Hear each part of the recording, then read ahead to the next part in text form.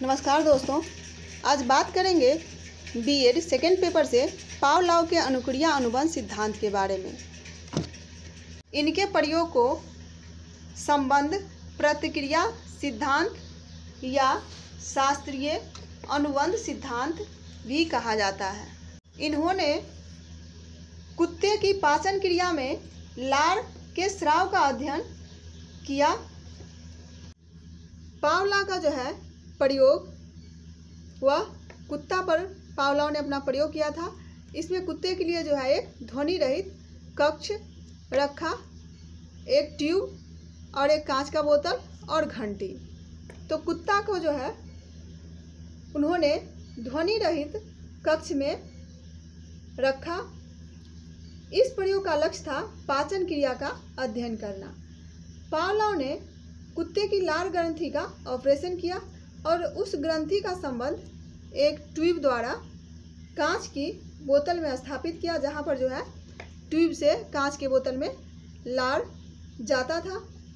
प्रयोग में जो है कुत्ते को जब घंटी के बजने के साथ जो है खाना दिया जाता था।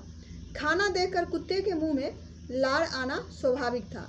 यह क्रिया कई बार दोहराई गई। इसके बाद घंटी बजाई गई, किंतु कुत्ते को जो है भोजन नहीं दिया गया।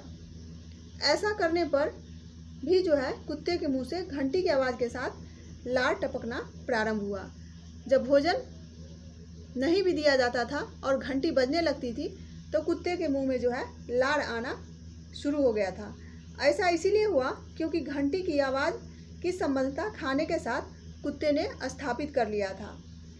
इससे जो है स्पष्ट हुआ कि खाना एक प्राकृतिक उद्दीपक है, जिसको देखकर लार टपकना एक स्वाभाविक क्रिया है, किंतु प्राकृतिक उद्दीपक के साथ कृत्रिम उद्दीपक घंटी की आवाज़ का जो है करना बाद में संबद्धता के कारण प्राकृतिक उत्पीड़क को जो है समान प्रभावी हो जाता है। इस क्रिया में जो है परिणाम में भोजन के पूर्व स्थिति को देखा गया, भोजन के मध्य की स्थिति को, और इस प्रयोग में जो है अंत की स्थिति का जो है जायजा लिया गया कि तीनों स्थिति में क्या होता है। भोजन के जो पूर्व स्थिति थी उसमें स्वाभाविक उद्दीपक था। उसके बाद इससे जो है स्वाभाविक अनुक्रिया हुआ इसके परिणाम स्वरूप, और फिर भोजन दिया गया जिससे लार आया। भोजन के मध्य की स्थिति में अस्वाभाविक उद्दीपन हुआ, स्वाभाविक उद्दीपन, ये दोनों जुड़ा। अस्वाभाविक था और स्वाभाविक, इस दोनों को जोड़ा गया जिससे जो है स्वाभाविक अनुक्रिया हुआ, यानी कि घंटी और भोजन।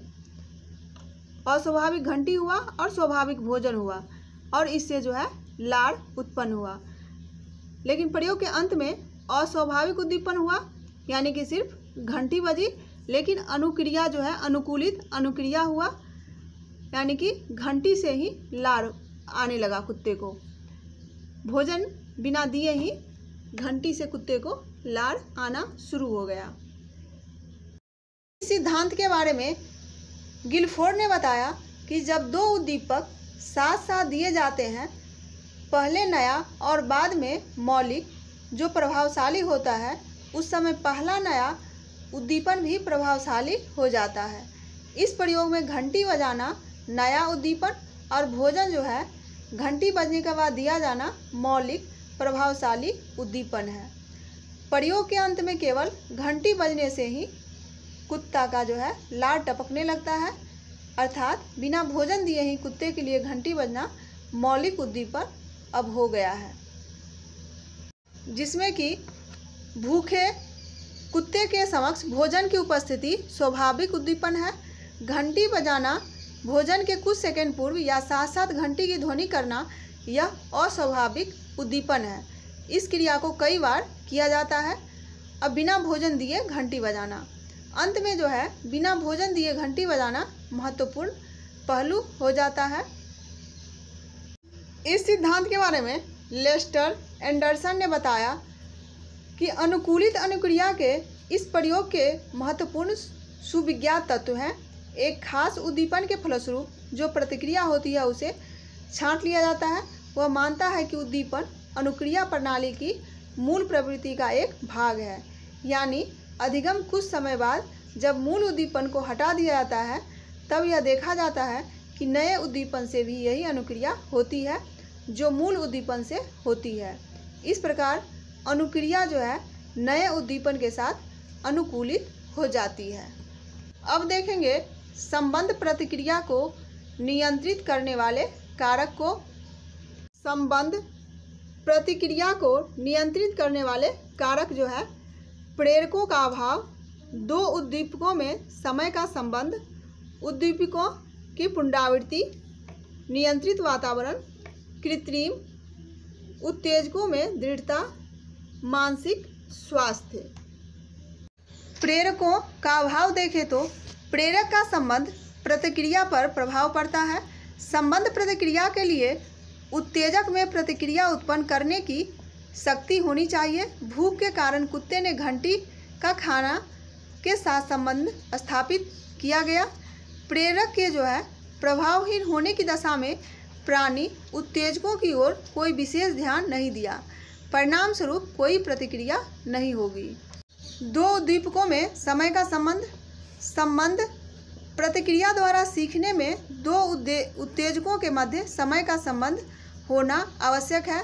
इसके लिए यह आवश्यक है कि पहले नवीन तथा कृत्रिम उद्दीपक प्रस्तुत किया जाए, उसके तुरंत बाद पुराना या प्राकृतिक उद्दीपक प्रस्तुत किया जाए। पावलोव के प्रयोग में पहले घंटी की ध्वनि प्रस्तुत की गई तथा बाद में जो है खाना प्रस्तुत किया गया। अगला जो है उद्दीपकों की पुनरावृत्ति। संबद्धता स्थापित करने के लिए आवश्यक है कि उद्दीपकों को बार बार दोहराया जाए। पावलोव ने प्रयोग में खाना देने से पूर्व घंटी को जो है कई बार ध्वनि पैदा की। अगला है नियंत्रित वातावरण। वातावरण नियंत्रित होना चाहिए। दो उत्तेजकों के अतिरिक्त किसी अन्य उत्तेजक की उपस्थिति नहीं होनी चाहिए। कृत्रिम उत्तेजकों में दृढ़ता। कृत्रिम उत्तेजक दृढ़ होने चाहिए। यदि प्राकृतिक उत्तेजक अधिक दृढ़ है तो सीखने वाला दूसरे उत्तेजक पर कोई ध्यान नहीं देगा।